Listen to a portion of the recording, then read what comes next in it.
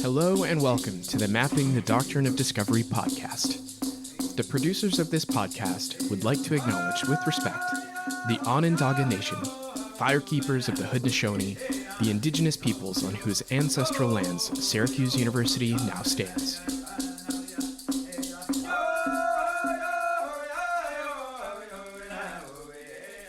Thank you all again for coming out for this symposium on the Erie Canal and the Haudenosaunee. It's been a great day so far, really powerful speakers thus far, and I'm happy to introduce another great speaker, Susan Brewer. She has spent 25 years as a professor at the University of Wisconsin, Stevens Point, though she is a fellow Madison Countyite. I don't know if that's what you call us, but she recently retired and has published the excellent book, The Best Land, which is available in the back as well. I highly recommend checking that out. And before we get started, just wanted to give a few quick plugs, I guess. There was a lot of conversation in the last talk about how do we continue to tell these stories and expand this narrative a bit more. The museum was lucky enough to partner with William G. Pomeroy Foundation to sponsor the Bicentennial Research Project, which aimed to, we called on scholars to submit papers to the museum. I'm proud to say we got 10 submissions that are pretty good and cover a wide range of topics. So please watch out. We'll be releasing a book in the next year of all the compiled essays of that, spanning Canal's narrative. Yeah, and I encourage you, if you've enjoyed these talks, we try to have similar quality speakers throughout the year. Next month, our Sloan lecture series, we will have a criminal justice forum. So the first talk is going to be on the history of policing on the Erie Canal. And then the second talk, we have Amy Huffnagel from the Sing Sing Prison Museum. It is also the bicentennial of the founding of Sing Sing. The first group of prison incarcerated people at that prison were shipped on the Erie Canal from Auburn. So she's going to be talking about the Erie Canal's role in development of the mass incarceration system. So that should be an interesting talk as well. But anyway, I'm done with my commercials. Now here is Susan, and thank you all. Thank you, Derek. I have to write down my remarks because my book covers 400 years of history. So I have to edit a lot in what I want to speak today about the best land and the Oneidas and the Erie Canal. So the Erie Canal ran through our family farm in Oneida, New York. It is right here in the trees here. And as a kid, it was a big adventure to hike along the Sloan Creek, which is right here, all the way to the aqueduct that carried the canal over the creek. I knew the Erie Canal did not go through everybody's backyard, but I just took it for granted that it went through ours. And I also took for granted the feelings of love and stability I grew up with on our farm, which I once heard my grandfather refer to as the best land in Madison County. When I was in high school in the 1970s, the Oneida Indians claimed that the land rightfully belonged to them. In court, they argued that long ago, New York State had acquired their land in violation of federal law, and they won their case. And I remember feeling confused about that. I thought that the Oneidas probably were right about their land, and I did not want to lose our farm. In 7th grade social studies, we had learned about the original inhabitants, the Haudenosaunee, or the people of the Longhouse. But the Mohawks, Oneidas, Onondagas, Cayugas, Senecas, and Tuscaroras had disappeared from our history books after the American Revolution. Yet 200 years later, the Oneida Indians were still in Oneida, and claiming their territory. And at the time, I wondered, what happened on the land I called home, and why didn't I know anything about it? The answer, it turns out, was in my backyard. So my grandfather called our farm the best land because of its flat, fertile fields. Others considered it to be the best land because it was crossed by the most important east-west route in North America.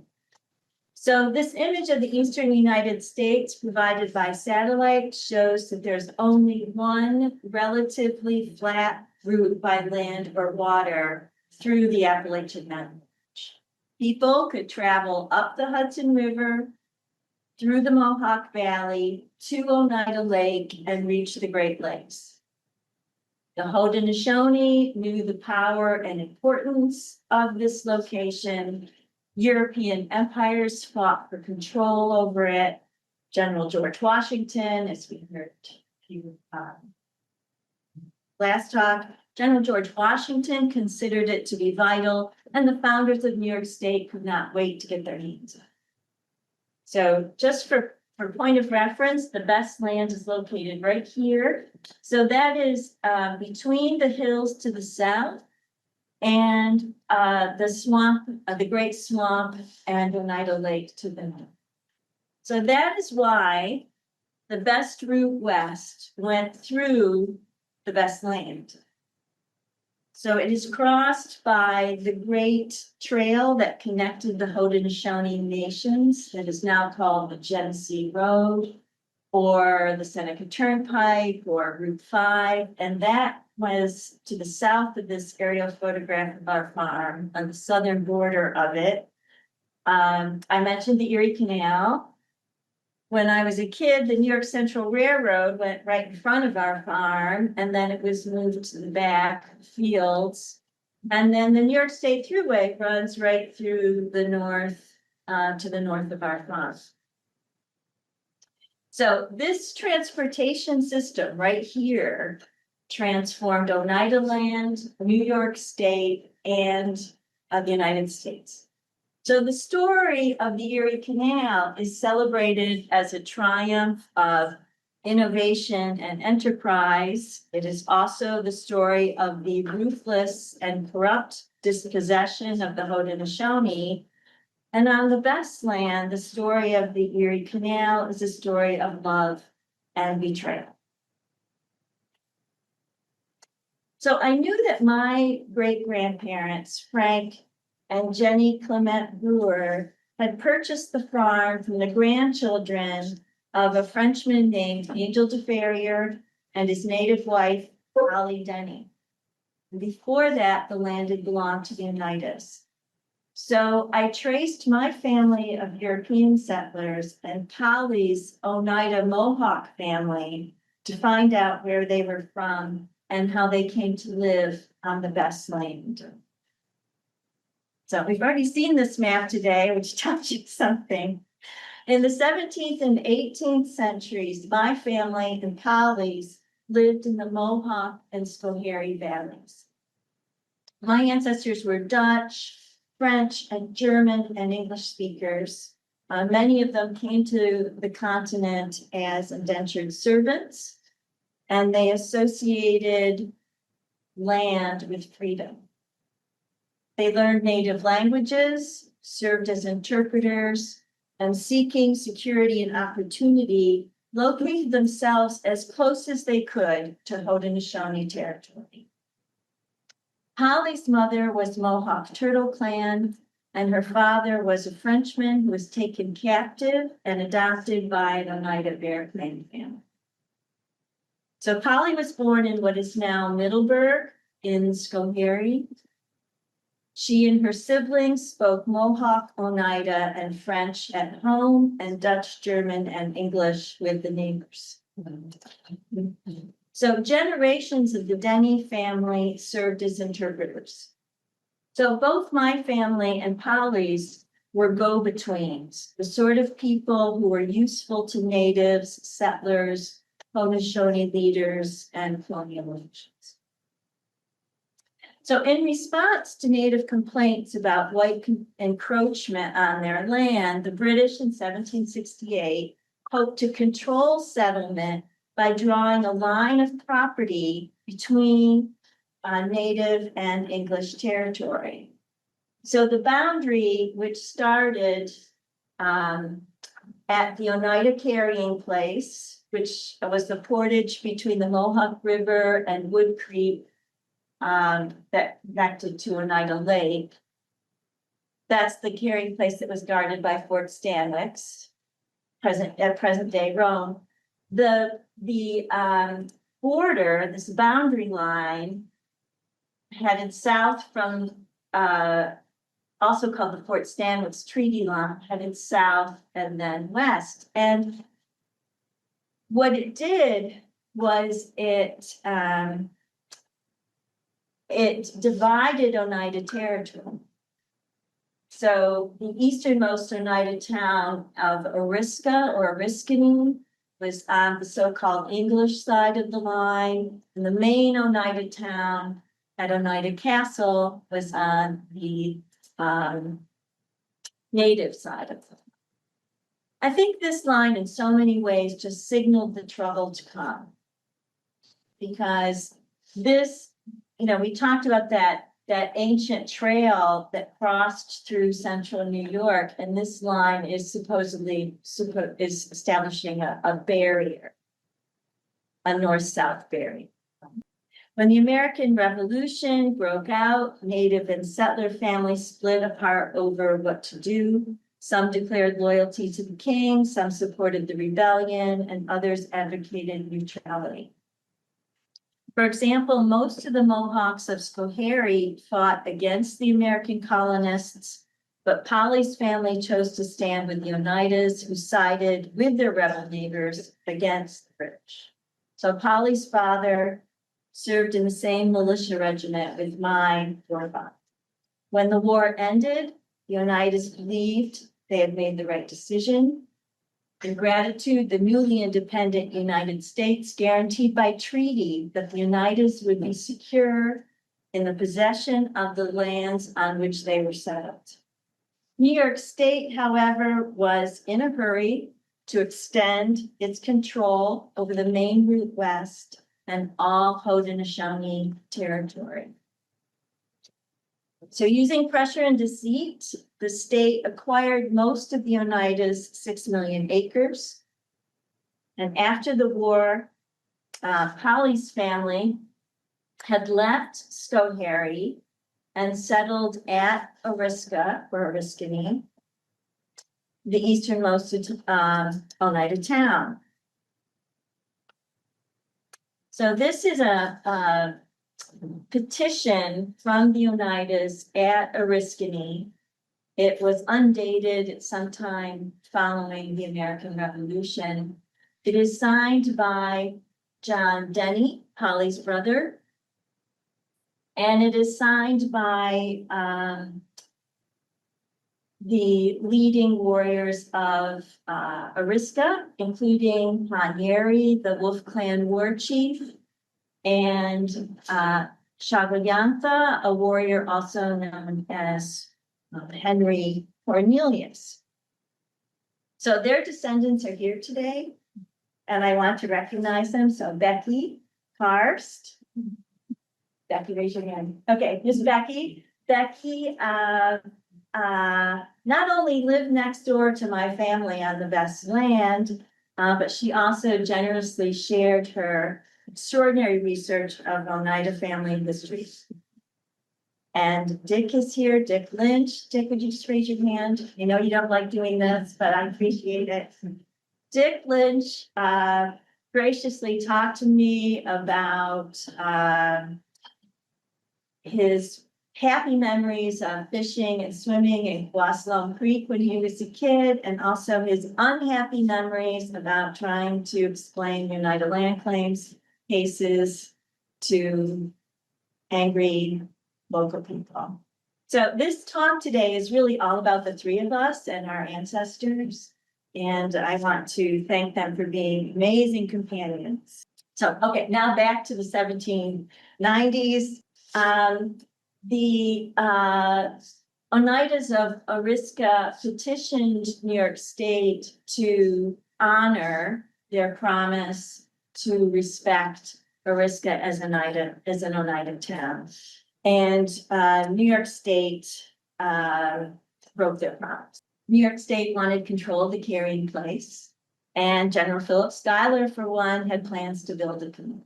So the people of Oriska, along with Polly and her family, relocated to the remaining Oneida territory. So by the 1790s, the Oneidas retained a 300,000 acre reservation, which included parts of present-day Madison and Oneida counties. The Oneidas had held on to the most valuable part because the main road west cut through the center of their remaining reservation. So in the interest of full disclosure, I'll say that during this time, my ancestors settled illegally as squatters on the hills south of the main road.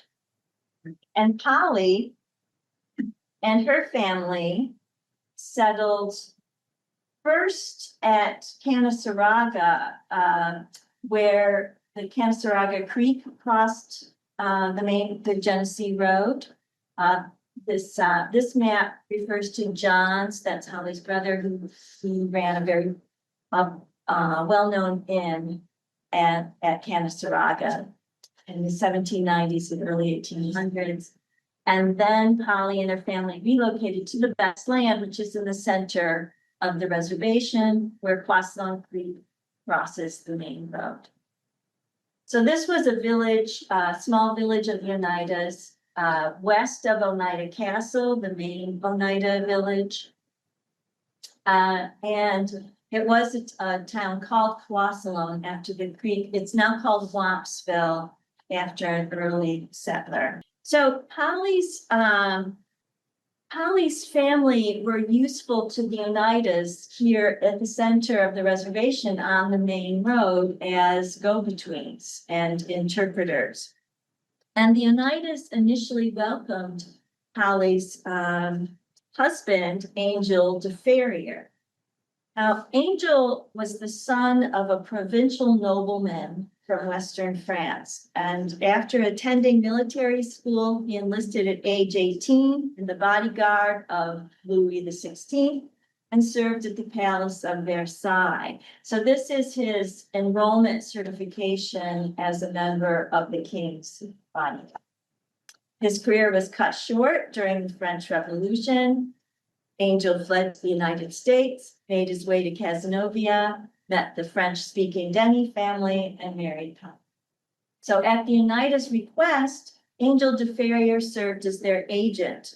Oneidas asked Angel to accompany them to Albany, where he witnessed treaties of purchase between the Oneidas and New York State made in violation of federal law, which said that treaties must have federal. The Oneidas compensated Angel for his services with grants of land along the turnpike. So on this map, here's what's now called the Seneca Turnpike.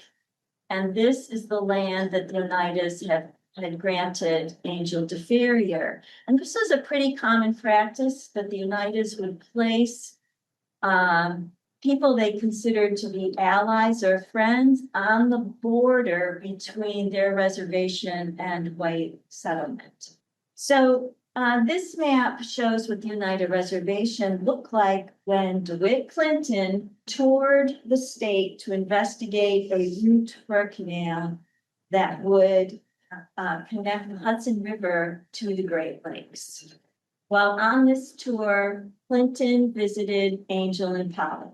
And his journal contains one of the few eyewitness descriptions we have of the couple and Polly's family at the time they were living on the Best Land. So Clinton described Angel as a man of genteel manners, sensible, and well-informed. He described Polly as, quote, a well-behaved woman of civilized manners and habits. He did not say whether he discussed the canal. Plans for the canal were put on hold during the War of 1812.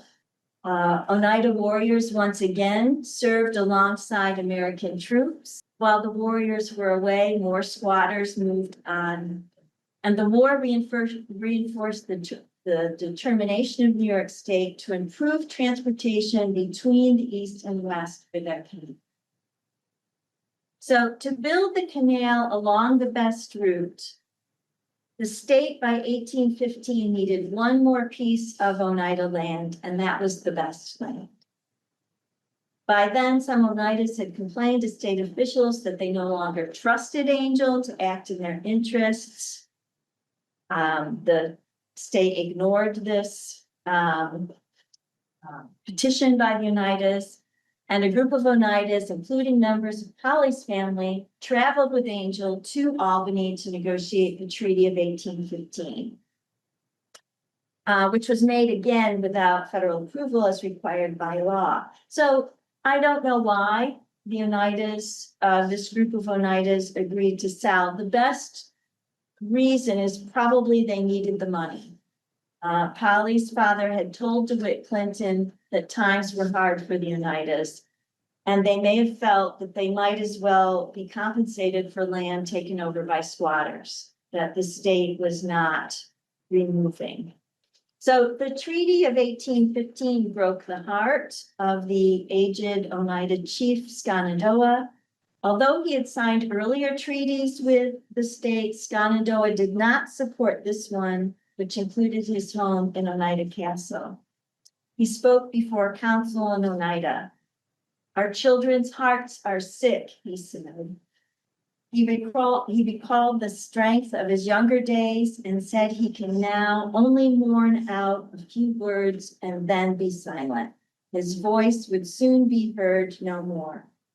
He said he had warned his people to take care, be wise, be straight, drink no strong water, for it makes you mice for white men who are cats. Many a meal have they eaten with you. He concluded, "Papers are wicked things." After his death a year later, Skenandoa's speech was headlined in newspapers as, quote, "instances of Indian genius."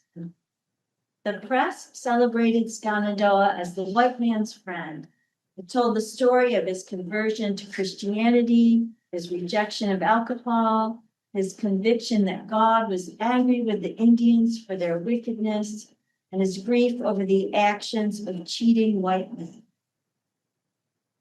The newspaper's publication of Skenandoa's words about his own past strength and glory, his weakness and decline, and the loss of land made it sound as though the old chief was the last of the Oneidas.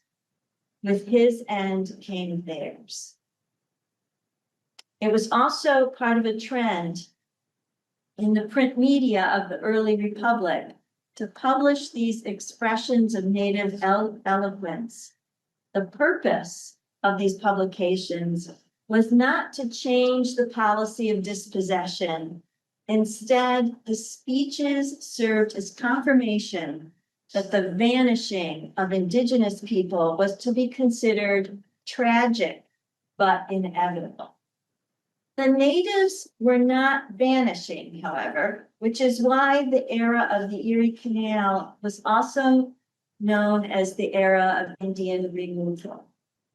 Removal ideology, writes historian Christina Snyder, excluded Indians from America's future, claiming that they were not and never could be modern. This way of seeing natives as belonging to the past served to justify their dispossession. So listen to what aspiring author Nathaniel Hawthorne of Massachusetts had to say when he traveled on the section of the canal called the Long Level that stretched between Rome and Syracuse and crossed the best land.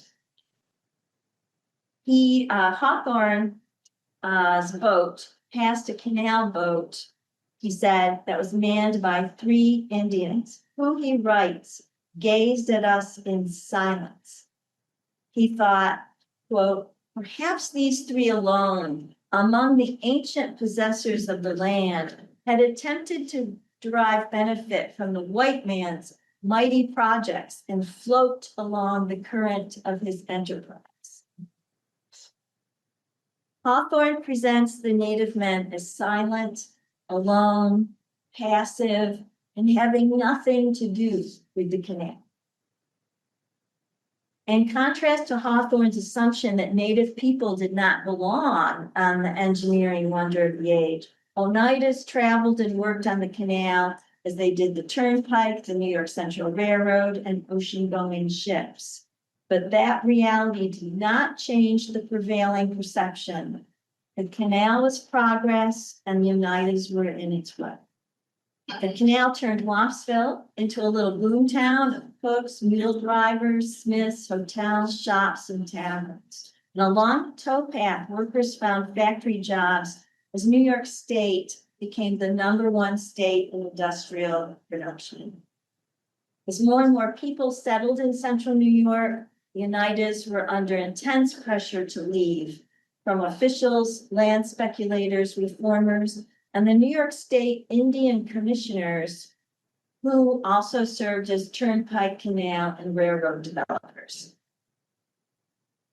So after the canal was finished, the state rewarded Angel de Ferrier with the first tract of the best land from the Treaty of 1815. So there are letters of patent witnessed by DeWitt Clinton, who was then governor of New York State. And that is how Angel and Polly became owners of the best. So it consisted of 650 acres north of the turnpike, where it was crossed by Sloan Creek. For a time, Polly's family lived around her until they too were confronted by this removal effort. And I want to say a little bit about this in detail, because removal on the best land resembled what historian Jean M. O'Brien described as dispossession by paperwork. So for Polly's brother, Martinez Denny, who was the tribal interpreter, it went like this. The Treaty of 1815 had set aside 20 acres of land occupied and improved by Martinez, overlooking Sloan Creek. It's right here on this map, on the survey. But the surveyor, as you can see here, only set aside 10 acres for Martinez. Martinez petitioned the state explaining that 10 acres was not enough to support his family and requested a correction be made in accordance with the treaty.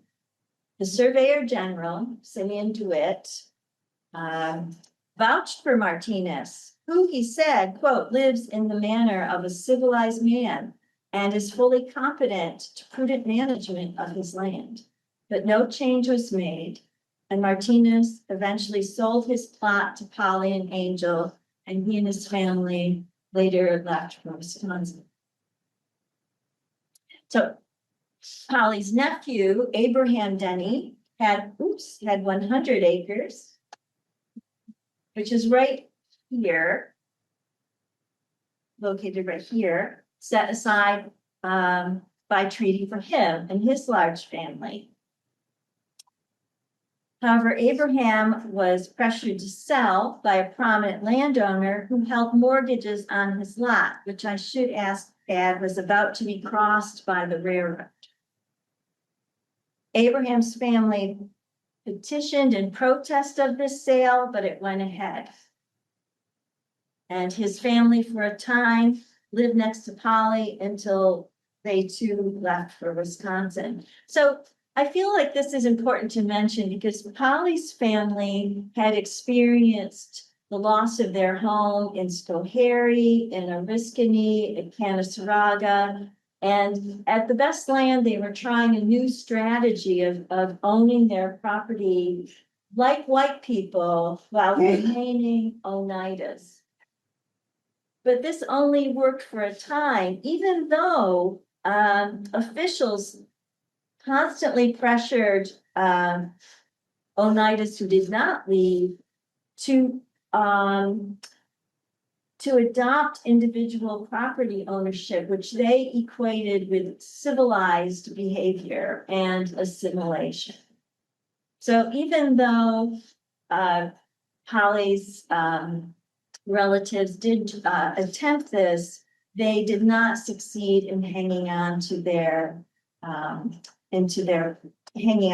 property. And so within decades, most of the Oneidas who stayed on their ancestral lands ended up as tenants. Do you need help catching up on today's topic? Or do you want to learn more about the resources mentioned?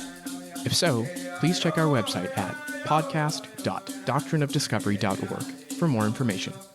And if you like this episode, review it on Apple, Spotify, or wherever you listen to podcasts. And now, back to the conversation.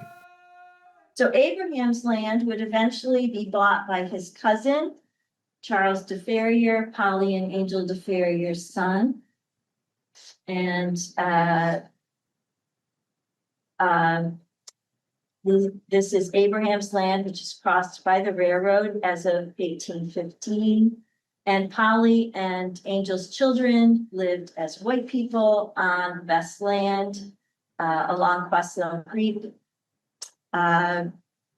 which they kept in the family. Now, as for Polly, her success led to a different kind of removal. After the death of her husband, she managed her farm, she sold land to the railroad, she sat for her portrait, and she prospered. But the achievements of a Native woman clearly troubled local historians and commentators who frequently obscured or erased her identity. So although her son Charles had requested that he be buried next to his beloved mother, his obituary only mentioned his distinguished French father without a word about his native mother. So Polly and her husband had survived revolutions that overturned the world they knew as children and rendered them homeless. On the best land, they raised a family and built a prosperous life on a foundation of broken laws and betrayed trust. In the decades that followed, Angel would be honored as an early settler, while Polly and memories of her were removed to the shadows.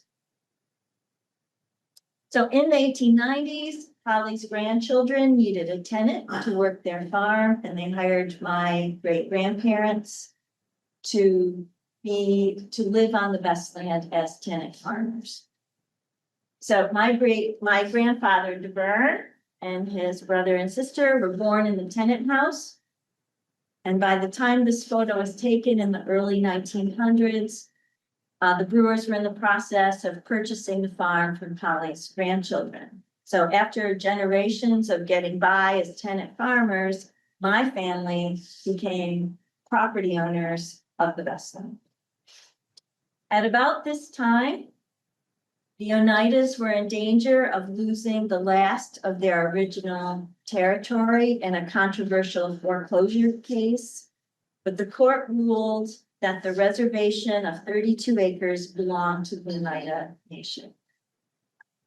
Some decades later, the Oneidas launched their land claims case, and I think this newspaper article, this is from the Syracuse Herald American, illustrates a typical local perspective. It includes a photo of the 32-acre reservation showing the trailers provided for the Oneidas by the federal government, which suggests a temporary presence in contrast to the neighboring farm up the road, which is described as having belonged to that owner for 3 decades.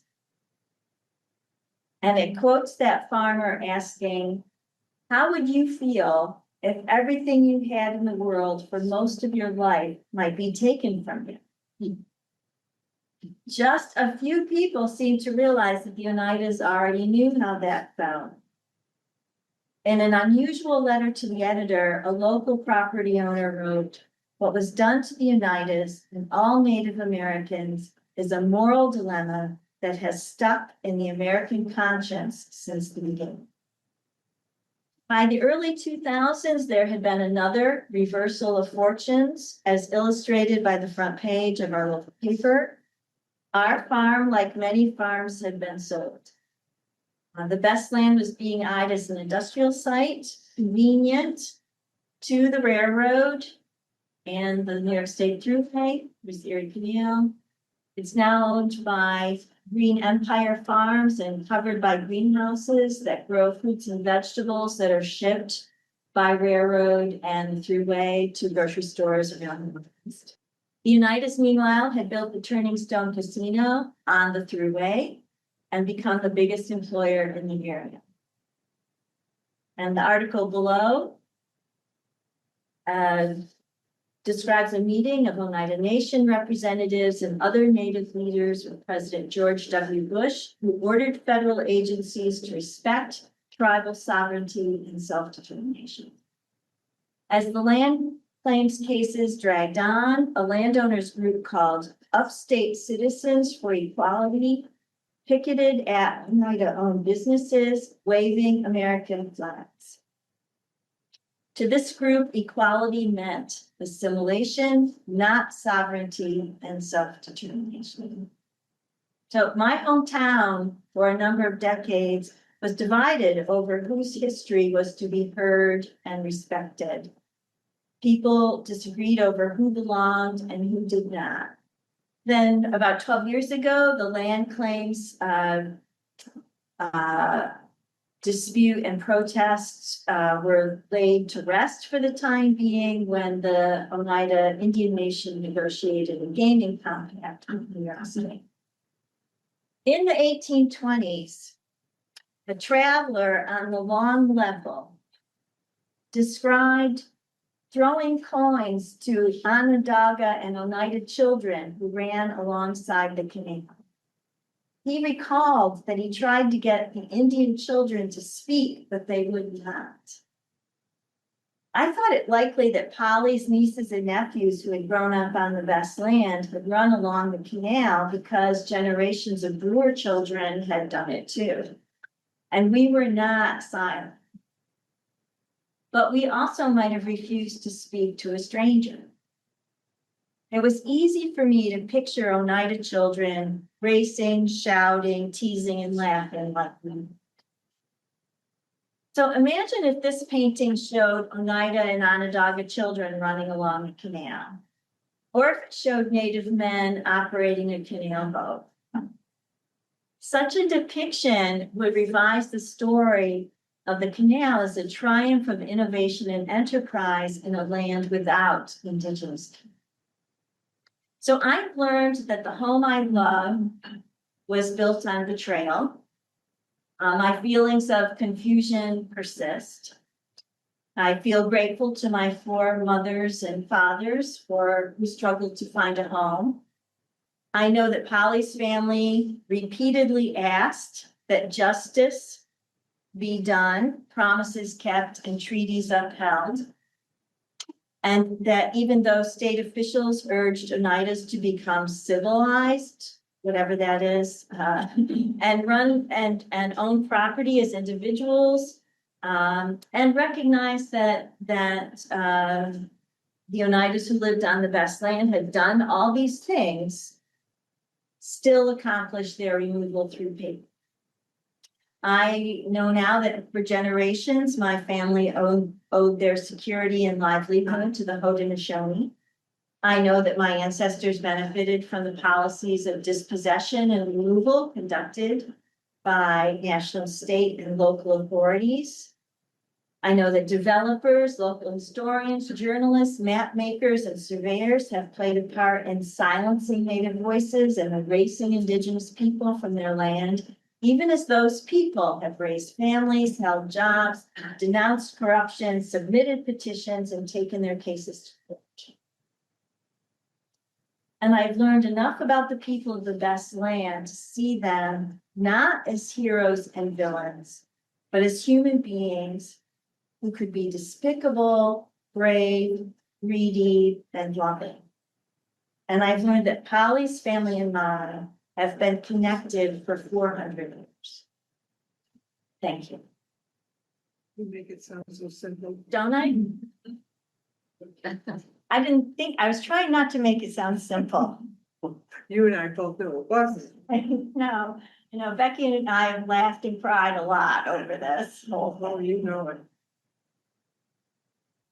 To use treaties to take away the land. Yeah, so the Constitution and federal law said only the United States has the power and authority to make treaties. Now, there is this little thing in Albany where you have some bureaucrat in the state offices saying, that very thing is true, that it's only the United States that has power to conduct treaties with Native nations, so why don't we call them something else?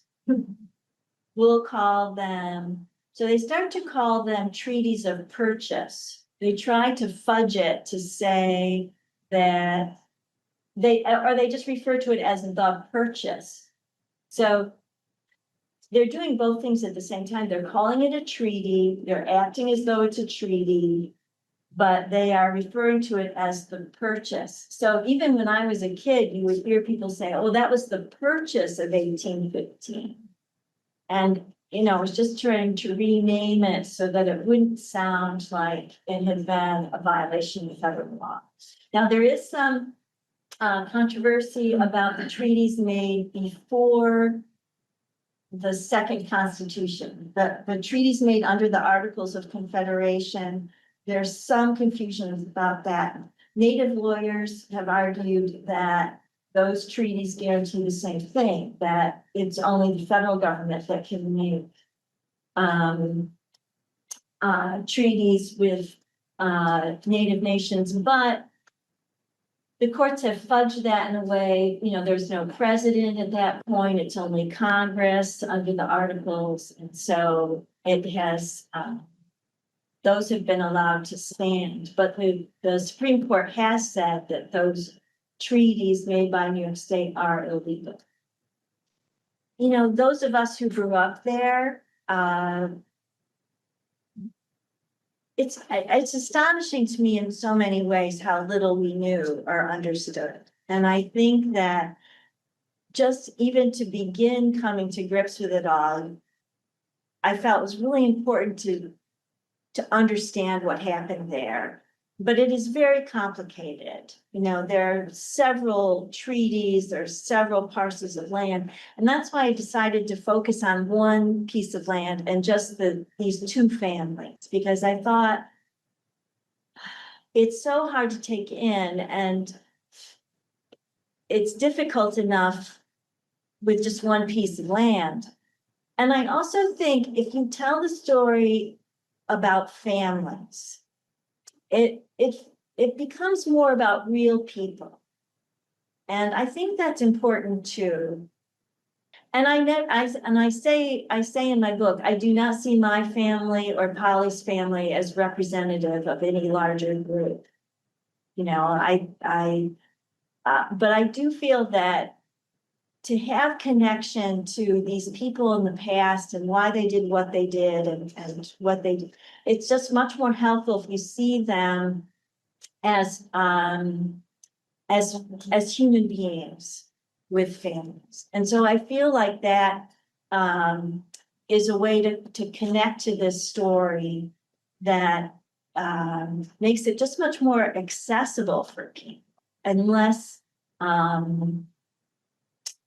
long ago and far away and alien. If it's your ancestors, it means something to you because every step along the way, they are building a life for you or not, right? And you can see that with the Oneidas who never give up on trying to get these treaties upheld and enforced.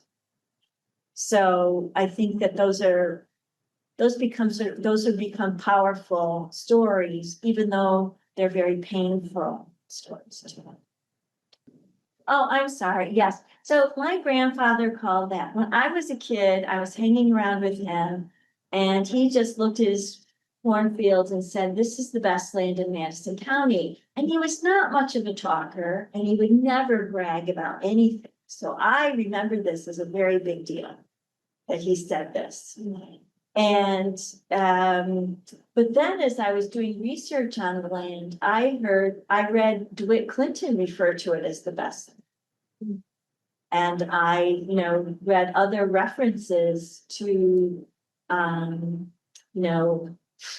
Oneidas farming it as the best too. So I think that for me, as, I should be, I never intended to be a farmer. I was a reader and a nerd, and so I was going to be a historian. But I consulted all the farmers in my family, and they told me why it was such great land. And I even tried to read soil surveys. But I also saw it was the best land as I did my research because of its location. And because of that location, even though the United States government had promised to protect Oneida land, at the same time, the United States was not really opposed to New York State acquiring it. It was not as though the US government was weak.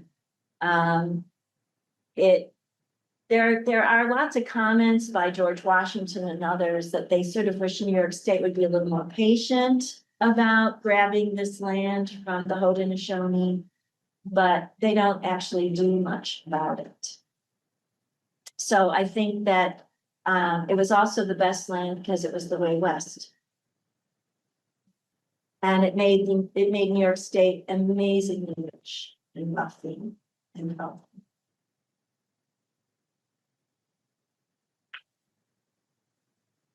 So part of the Supreme Court cases, I don't remember, it's back at the table, but there was also, the Oneidas also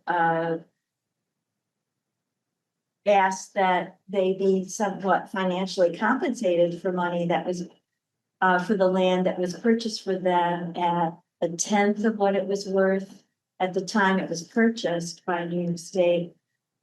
And then became much, much more valuable when the canal and the railroad went through. But that also was considered to be too disruptive, was the term that the Supreme Court was too disruptive to ask for financial compensation.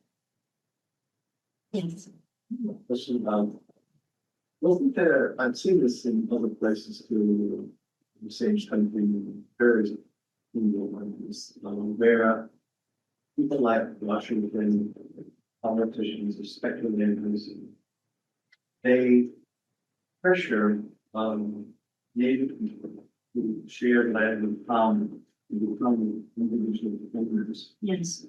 And I think ultimately that they would say that that's how civilized people live. That's right. Really, they wanted to be able to buy the land from them. So it's just another way to steal them by them. Yes. And getting them to become individual owners. They did it in the night that they put it in the person.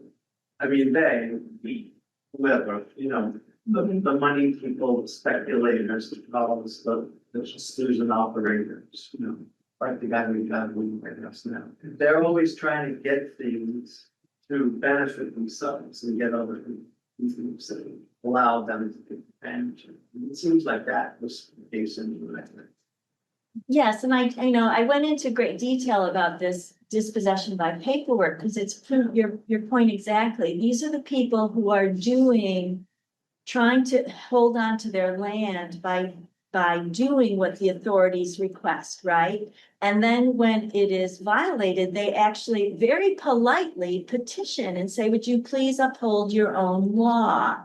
And it's not done, right? And so I see that over and over again in numerous cases in Oneida, where people who are not cooperating with the physical removal out west are agreeing to stay and do this individual ownership with the promise, with the expectation they'll be able to keep their land. And yet It is, and when fraud is committed, which happens in Oneida, the Oneidas try to take their cases to court and lose. So the courts don't uphold them, the state doesn't uphold them. And so you're right. I mean, this is it. It's another tactic, and it's just so, I mean, hypocrisy is all over this, of course, but it's this idea that,